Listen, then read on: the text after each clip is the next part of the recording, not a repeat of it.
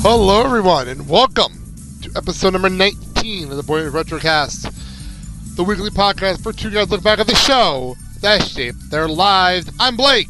I'm Kyle. I was a former cherry bomb arsonist. And I'm not going to lie, I have been looking forward to this one since I saw it on the schedule. This is episode number 17 of season 1, The Fugitive. Directed by David Trainer, written by Jeff Sherman. Original air date, February 25th, 1994. And, like I said, I've been looking forward to this one for a while. Kyle, what's it about? Okay, well, let's see. Shawn is afraid of getting into trouble after a cherry bomb prank gone wrong. He blew up Alan Matthews' supermarket's mailbox, so he runs away from home and asks Cory if he can stay in his room in secrecy. Well, the cherry bomb episode. I mentioned this on the last show. I've been looking forward to this one mainly because this is one of my favorite episodes, especially in the first season. It's when the show got a little more serious, actually. They covered something major. They refer to this show on the commentary track a lot of times as the character episode for Shawn. Where we learn more about Shawn than anything in this episode. And really, for me, it shows the relationship between Cory and Shawn. Yeah. Really. So, we start, and they did not bury a lead. They went right into things here. We start at home. It is storming out. Cory wants to go play baseball. He's getting shack wacky. Pretty much. Alan says no. It's just a drizzle. A thunderstormy of a drizzle. He says to have tea with your sister, who's all set up. She says she had a red zinger. She made red zinger. And his response is, zing this, and walks away. Which is very funny. Which would actually be more of an appropriate response to anything Paul Lynde says. We get upstairs, and Cory is complaining that his life is way too predictable.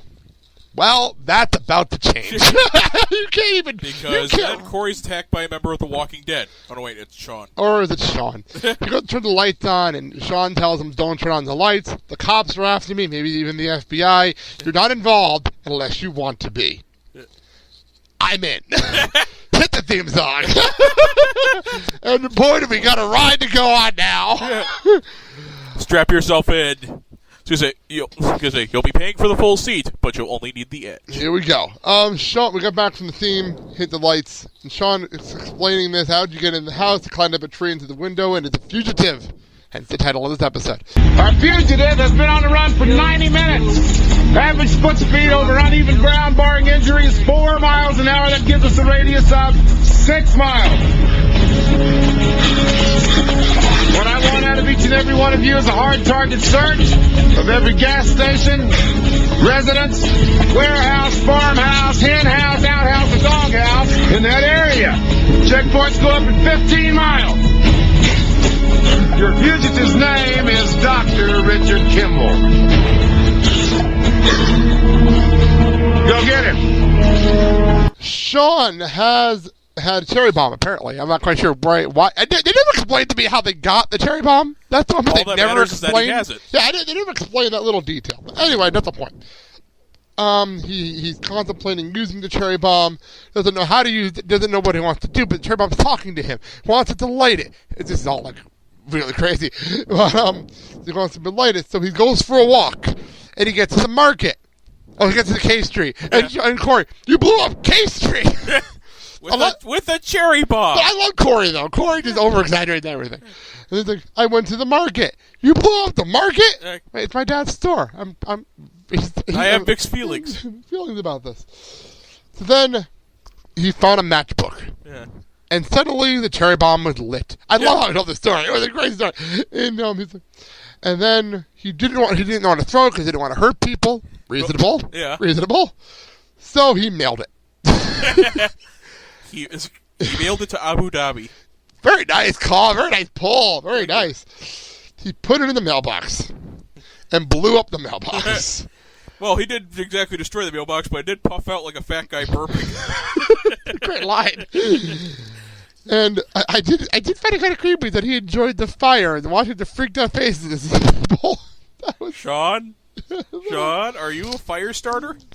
So Shawn pretty much says he wants to stay at his house secretly because if his dad finds out, he'll actually kill him because all he'll hear is he put the cherry bomb in the mailbox. He's not going to say he didn't do it on purpose. He'll think he did it on purpose. And I understand Shawn's point of view, but at the same time, Cory's in a really rough spot here. He's in a really tough spot.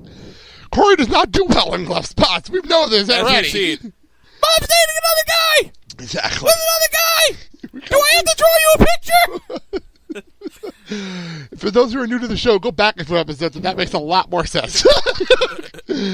What episode was that? Just the people that are new. What's in Love with Amy? What's in Love with Amy? That was episode number 14 of the show. Go back to that and listen to that episode. It makes a lot more sense. So,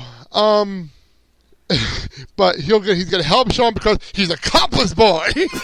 Back to that again. Look at the boy stuff again. I mentioned that last show. That happens a lot later on this season. I'm so glad they got rid of that in season 2. It really does get annoying. Cory is the worst liar in the history of mankind.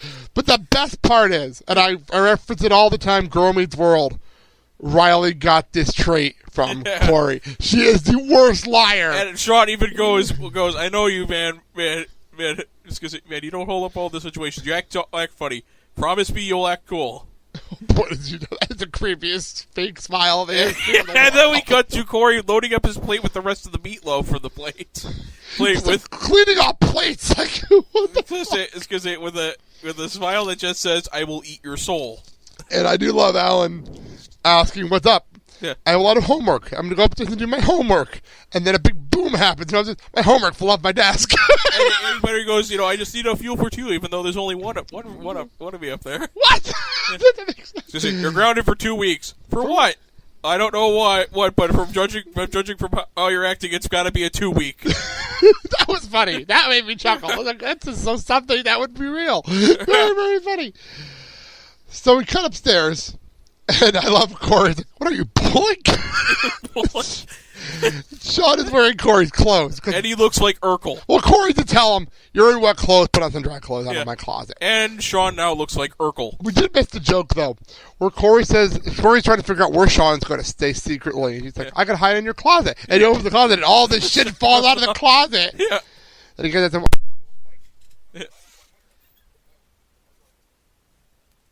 There we go. That's what our closet looked like until yesterday. So I understand completely. That's what I spent most of my day yesterday doing, cleaning out that closet. But and Shawn's like, I'll sleep under the bed. I forgot that part from earlier. And she goes, I think they're not the only. I think you won't be the only living thing under there. And she then lifts under and goes, oh, hi there. I want to know if that was improv because that was a great line. I would love to know if that was improv. They found Narnia. Hi, Mr. Tumnus. So he's wearing Cory's clothes. Really, really short pants, by the way. But then again, there's a height difference. So it's obvious. They look like flood pants. But it's Shawn's taller than him. It shouldn't really be. It's so obvious until you put the clothes and realize how much taller Shawn is. I was just going to say, he looks like Urkel. But, because Cory hasn't had a growth spurt yet, so it doesn't really shock me. Just where he just goes, do they fit well? Oh, they fit well. Did anyone ever tell you built like a chimp? Thank you. I had the next one like flat. Very nice. Very nice. And then his response is, did anyone tell you not to mess with the guy with the food? So he wants ketchup for his meatloaf. And Cory's like, yeah, I'm going to go downstairs. They said, Shawn wants ketchup for his meatloaf. Like, I'll eat this dried piece of meat. Is that what Anna Nicole Smith said on her wedding night? Oh. Come on, you got it. That was good. Oh, God. So, anyway. Eric storms in upstairs and Shawn hides behind the door, which I have to admit, the tricks of getting him to hide in this room, a very, very small room, were very impressive. I have to give him credit for that. But he hides behind the door, and Eric accuses him of having a puppy. Which is, what? Wait, what? I love the fact that Eric's like, I tried this one time before. You have a puppy. What? So Eric is just convinced there's a puppy in the room. But then Morgan needs a bath, and Amy needs to get into the bathroom, obviously. Yeah. So Cory, not really subtle. But again, it's not the TV show. You let this one slide a little bit, because it's a TV show. He yelled, so you're going to use the bathroom to give her a bath? Well, the door unlocks. Shawn's not there. Shawn snuck out the window in the bathroom around the... I'm trying to figure the logic out here. He went out the window, across the roof, back into their house. doesn't make any sense. What was he on American Gladiators? I'm just like, the process of this is just weird. How close are these windows to make this make sense? But anyway, he comes in the window, and I love Eric. He's like, Lassie's home. Oh, because he said you got rid of the puppy. It's not going to go off a 2-story. You threw him out of a 2-story window? What was I thinking? Thank you, Cory. Great line. Great line reading. Great line reading. So, pretty much, Eric convinces, pretty much says, what's my bribe? I don't want to know the details. What's my bribe?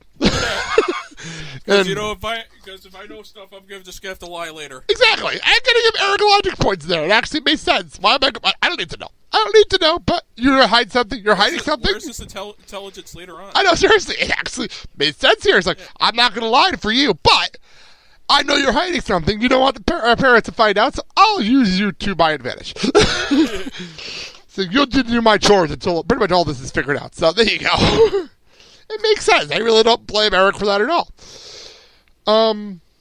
So we cut. So Cory pretty much, we go back to school.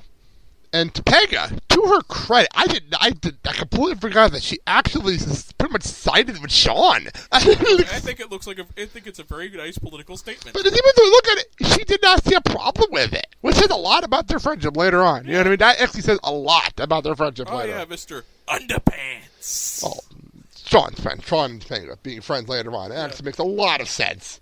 That one moment, you know. Yeah. Minkus, of course, not surprising, has an issue with it. He's probably a young Republican. But I understand. It makes perfect sense why he would have an issue with this. I'm trying to remember his exact words. Did he something about making new prisons? Very, very funny. But then Cory pretty much says they don't know the situation.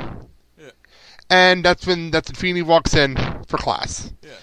And pretty much says, you all heard about Mr. Hunter's situation, and we trust that nobody's heard from him. And Cory jumps on the defense immediately. Yeah.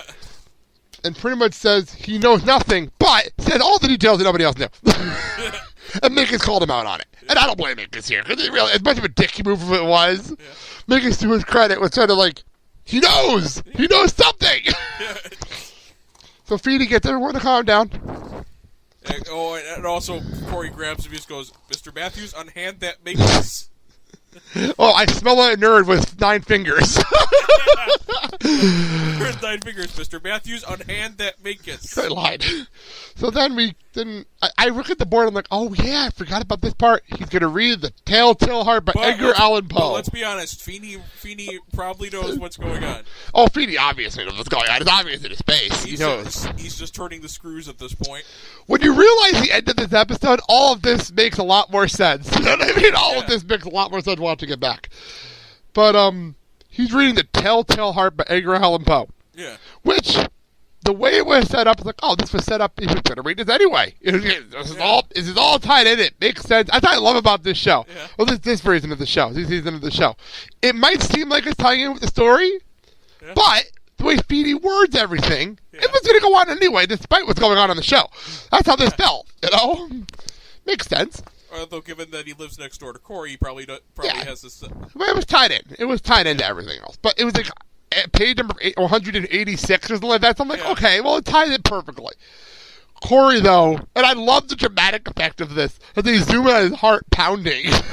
And even better is the expression that basically says that his brain is taking a holiday. Pretty much, and he feels extremely guilty. Well, we cut home, and Amy is vacuuming. Yeah. And this is the first sign of there's something up, but they know what's going on. Because she's vacuuming, and she hits Shawn in the head twice with the vacuum, which I cracked up laughing. I was thinking, what's it, Night and Day? I think it was Night and Day. Yeah. It was very, very funny. Ow. Because the vacuum's running, she can't hear him. What is it funnier? And then Cory runs in saying, I went to America and I couldn't find it. But I want to know what the hell he was looking for. That's my first question. What the hell was he looking for? But, hopefully not a crossbow. I almost think it was like maybe his backpack or something. That's the only thing I can think of. But what is it? Well, it turned into Italy, France, or someone's underpants, and he kicked it underneath the table. Well,